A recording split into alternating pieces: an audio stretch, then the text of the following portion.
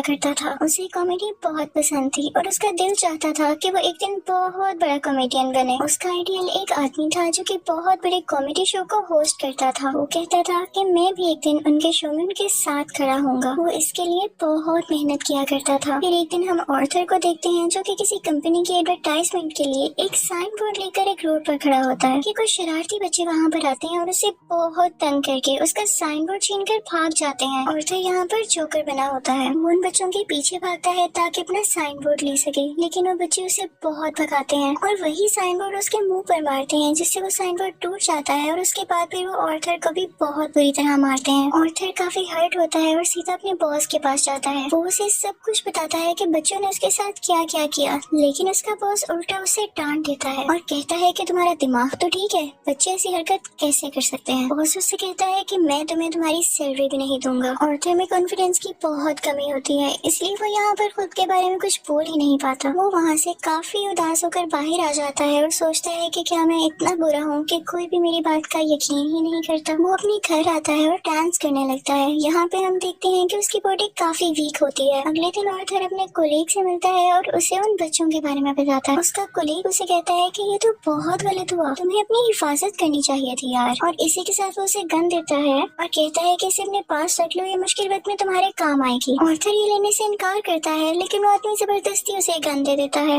और फिर ऑर्थर अपने घर के लिए निकल पड़ता है। वो बस में होता है तो उसके सामने एक बच्चा भी बैठा होता है। वो उसे हंसाने की कोशिश करने लगता है और वो बच्चा जोर जोर से हंसने लगता है, जिस पर उस बच्चे की मदर को गुस्सा आ जाता है और वो ऑर्थर से कहती है कि हटो, परेशान मत करो हमें। लेकिन इस बात पर ऑर्थर हंसने लगता है। इनफैक्ट हमें बताया जाता है कि ऑर्थर को कोई सीरियस साइकोलॉजिकल इशू होता है और वो अपनी हंसी को कंट्रोल ही नहीं कर पाता। उसे कहीं पर भी हंसी आ जाती है। वो बस में बैठी हुई उस लेडी को एक कार्ड देता है जिसमें उसकी डिजीज के बारे में सब कुछ लिखा होता है। वो घर आता है और अपनी मेडिसिन लेने लगता है। इनफैक्ट वो गरीब था और ये दवाई बहुत एक्सपेंसिव थी, तो वो गवर्नमेंट के बनाए गए मेडिकल सेंटर से ये दवाई फ्री लेता था। वो एक दिन अपनी साइकियाट्रिस्ट के पास जाता है। वो उससे कहती है कि मुझे अपनी डायरी दिखाओ कि तुम क्या क्या लिखते रहे हो। जैसे ही उसकी डायरी खोलती है उसमें ये लिखा होता है कि मैं उस तरह नहीं मरना चाहता जिस तरह बुरी तरह से मैंने जिंदगी गुजारी है। फिर ऑर्थर वहाँ से अपने घर जाता है तो उसकी मदर उससे पूछती है कि क्या थॉमस की तरफ से कोई लेटर आया, तो ऑर्थर कहता है कि नहीं, आज भी नहीं। इनफैक्ट थॉमस इस मूवी में बहुत ज्यादा रिच बिजनेसमैन दिखाया गया है और लोग उससे बहुत डरते हैं। उसकी माँ से कहती है कि अगर उसको हमारी हालत के बारे में पता चलेगा तो वो हमारी हेल्प जरूर करेगा। अगले दिन जब वो बाहर जाता है तो वापसी पर आते हुए रास्ते में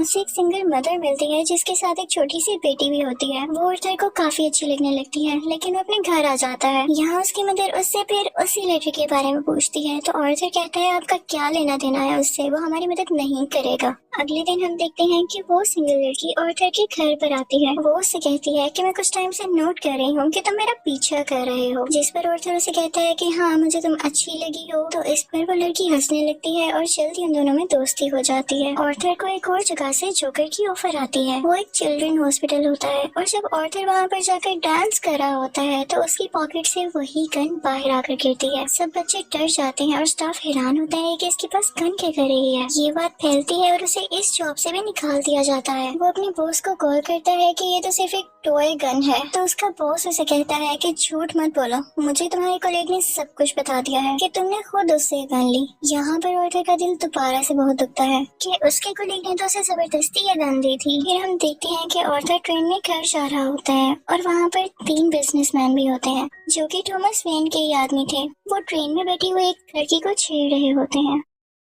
ऑर्थर को यहाँ पर अपने मेंटल डिसऑर्डर की वजह से हंसी आने लगती है और वो तीनों आदमी समझते हैं कि हम पर हंस रहा है। वो उसे बहुत मारते हैं, इतना मारते हैं कि उसके मुंह से खून आने लगता है। ऑर्थर उन्हें अपना मसला बताने की कोशिश कर रहा था, लेकिन वो तीनों उसकी एक नहीं सुनते। ऑर्थर को उन तीनों पर गुस्सा आ जाता है और अपनी गन निकाल कर उन तीनों को शूट कर देता है। वो वहाँ से ये सोचकर भाग जाता है कि मैंने 3 लोगों का कत्ल किया है। वो खुद को एक बाथरूम में लॉक कर लेता है। पहले तो वो डर रहा था, लेकिन यहाँ पर अचानक से वो डांस करने लगता है। ऐसे लग रहा था जैसे अब उसे कोई रिग्रेट नहीं और वो काफी सुकून में भी था। ऑर्थर घर आता है तो टीवी पर न्यूज चल रही होती है जिसमें थॉमस बोल रहा होता है। वो कहता है कि जिन 3 लोगों का कत्ल हुआ वो मेरे आदमी थे और उन्हें किसी जोकर ने मारा। लेकिन यहाँ पर गरीब लोग उन तीनों की डेथ का अफसोस करने की बजाय जोकर्स का साथ दे रहे होते हैं, क्योंकि वो सब जोकर्स के रूप में ही अमीर लोगों के खिलाफ स्ट्राइक कर रहे होते हैं। वहाँ से आर्थर अपनी साइकेट्रिस्ट के पास जाता है तो वो उसे बताती है कि हम आज आखिरी बार मिल रहे हैं, क्योंकि गवर्नमेंट ने हमें फंड्स देना बंद कर दिया है और अब के बाद में आपका फ्री इलाज नहीं कर सकती। आर्थर दोबारा से काफी टूट जाता है और उदास होकर वहाँ से बाहर आ जाता है। फिर हम आर्थर को देखते हैं जो कि कॉमेडी शो में लोगों को हंसाने की कोशिश कर रहा होता है, लेकिन वो ऐसा कर नहीं पाता और परेशानी में उसे जोर जोर से हंसी आने लगती है।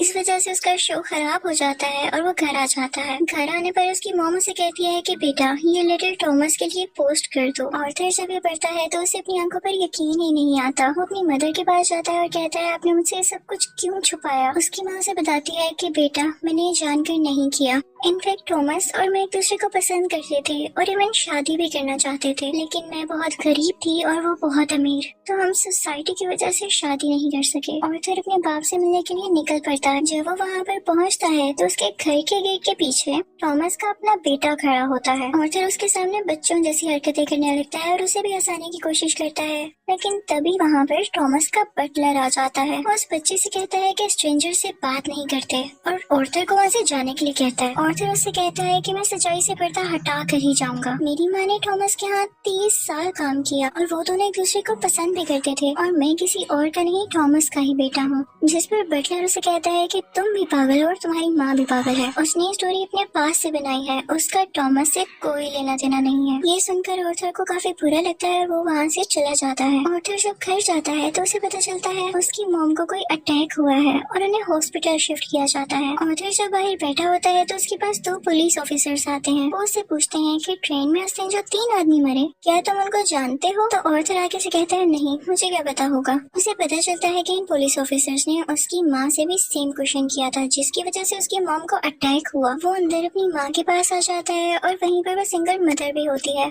कि तभी टीवी पर एक न्यूज चलती है और उस पर आर्थर का वही फेवरेट टीवी होस्ट होता है, वही कॉमेडियन जिसे आर्थर बहुत पसंद किया करता था। वो काफी शौक से उसका शो देखने लगता है, लेकिन देखते ही देखते उसे अपना चेहरा टीवी स्क्रीन पर दिखाया जाता है। बेसिकली आर्थर का फेवरेट कॉमेडियन उसका मजाक उड़ा रहा होता है। जब आर्थर को एक कॉमेडी शो में हंसी आ गई थी, ये देखकर आर्थर काफी टूट जाता है कि मेरा आइडियल मेरा मजाक उड़ा रहा है, इससे तो मुझे इंस्पिरेशन मिली थी। उसे इस सब चीज पर यकीन ही नहीं आ रहा होता। थॉमस घर आता है तो न्यूज चल रही होती है कि शहर के हालात काफी खराब हो गए हैं। गरीब लोग जोकर्स का मास्क पहने सड़कों पर निकल आए हैं और अमीर लोगों के खिलाफ स्ट्राइक कर रहे हैं। इन लोगों में बहुत दुश्मनी बढ़ गई है और ये सारे के सारे थॉमस के खिलाफ हैं। आर्थर ये देखकर काफी खुश होता है कि वो सब के सब लोग जोकर बने हुए थे, यानी क्लाउन्स बने हुए थे। उसे लगता है कि पहली बार उसकी जॉब की या उसकी किसी ने तारीफ की हो।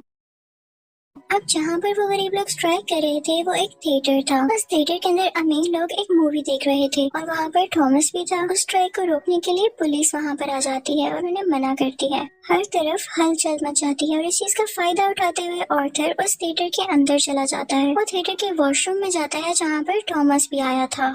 आर्थर उसके पास जाता है और पोलाइटली कहता है कि मैं आपका बेटा हूँ, मेरी माँ और आप एक साथ हुआ करते थे, याद करें। थॉमस उसे कहता है कि मैं इस नाम की किसी औरत को नहीं जानता और उसे जोरदार मुक्का मारता है, यानी पंच करता है, जिससे उसकी नाक से बहुत खून आने लगता है। आर्थर घर चला जाता है और कुछ टाइम बाद उसे पुलिस की कॉल आती है। वो इनफैक्ट आर्थर से भी इन्वेस्टिगेशन करना चाहते थे उस दिन के बारे में जब उन 3 आदमियों का कत्ल हुआ था। और तभी आर्थर को ये भी पता चलता है कि जो उसका फेवरेट कॉमेडियन था उसने आर्थर को अपने शो में बुलाया है। इनफैक्ट उसने आर्थर की जो क्लिप अपने शो में चलाई थी उसकी वजह से उसके शो की रेटिंग काफी बढ़ गई थी, क्योंकि लोगों ने उसको पसंद किया था। वो बहुत खुश हो जाता है और तैयार होकर वहाँ पर जाने के लिए निकल जाता है, लेकिन उसे याद आता है कि थॉमस के बटलर ने कहा था कि मेरी माँ पागल है। तो वो उस मेंटल हॉस्पिटल पर जाता है जहाँ पर उसकी माँ का कभी इलाज हुआ था। वो उन लोगों से अपनी माँ की फाइल मांगता है। वो वहाँ से वो फाइल चुरा कर भाग जाता है। उसमें लिखा हुआ था कि आर्थर की माँ का किसी और के साथ रिलेशन था। वो उसे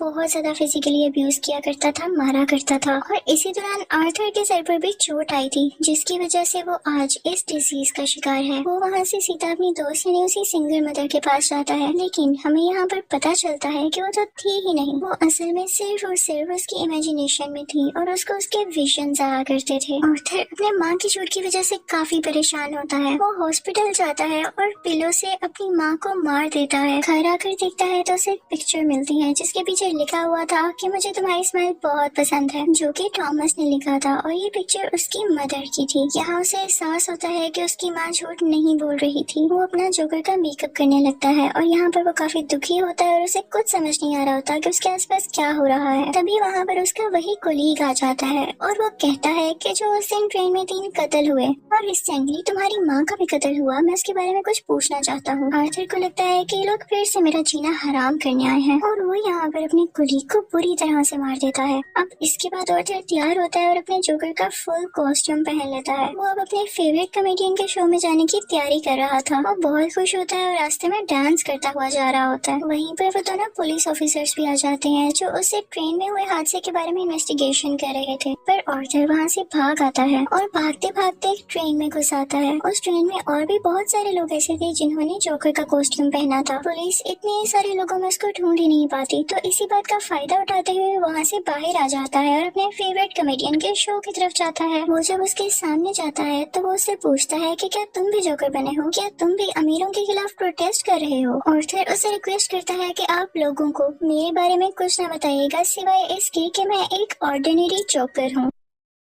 और फिर उनका लाइव शो स्टार्ट हो जाता है। ऑडियंस उन्हें देखकर काफी खुश होती है और इस चीज को काफी एडमायर कर रही होती है। वहाँ पर आर्थर का फेवरेट कॉमेडियन उसे क्वेश्चन करता है कि तुम यहाँ पर जोकर बन के क्यों आए हो। तो जोकर उसे कहता है कि मैं हमेशा खुश रहना चाहता था और मैं लोगों में भी खुशियाँ बांटना चाहता था। लोगों ने मुझे इस गेटअप में पसंद किया तो मैंने सोचा क्यों ना मैं ऐसे ही आ जाऊँ। वो यहाँ पर एक बहुत ज्यादा सरप्राइजिंग बात भी करता है। वो इस लाइव शो में सबके सामने बता देता है कि उस दिन ट्रेन में जो 3 लोग मारे गए उनको मैंने ही मारा है। वो कहता है कि ये सब मैंने आपको इसलिए बताया कि अब तक कितने गरीब मरे, कितने ही ज्यादा अमीर लोगों ने गरीब लोगों को बेदर्दी से कत्ल किया, लेकिन आज तक किसी ने नोटिस किया, किसी ने भी अमीर लोगों के खिलाफ आवाज उठाई या उन गरीब लोगों को याद किया तो मुझे बताएं। और जब मैंने किसी अमीर आदमी को मार दिया तो लोग इतना शोर किस लिए मचा रहे हैं? क्या सब इंसान बराबर नहीं होते या अमीर लोगों में कोई और खास बात होती है? वो कहता है कि सोसाइटी बहुत खराब हो चुकी है, वो सिर्फ अपना फायदा सोचती है और अगर आज तुमने मुझे इस शो में बुलाया है तो ये तुम्हारी रहमदिली हरगिज नहीं है। तुम्हारे शो की रेटिंग मेरी वजह से बढ़ रही थी इसलिए तुमने ऐसा किया। लेकिन आर्थर का जो फेवरेट कॉमेडियन होता है वो कहता है ऐसी बात हरगिज नहीं है। आर्थर को गुस्सा आ जाता है कि तुम अभी भी झूठ बोल रहे हो। वो इसी के साथ अपनी गन बाहर निकालता है और उसे सबके सामने शूट कर देता है। लोग काफी घबरा जाते हैं और वहाँ से बाहर निकलने लगते हैं, लेकिन आर्थर को हम यहाँ पर काफी कॉन्फिडेंट देखते हैं। वो किसी से नहीं डरा होता। पुलिस इस बात पर जोकर यानी आर्थर को अरेस्ट कर लेती है और अपनी गाड़ी में बिठाकर उसे वहाँ से दूर ले जाने लगती है। लेकिन आर्थर रास्ते में देखता है कि उसके बहुत सारे सपोर्टर्स हैं जो उसे सपोर्ट कर रहे हैं। उनमें से कुछ लोग एक एम्बुलेंस में बैठते हैं और उसकी ज्यादा सारी स्पीड करके उस पुलिस कार के साथ टक्कर कर देते हैं, जिसकी वजह से वो पुलिस कार उल्ट जाती है और अब जोकर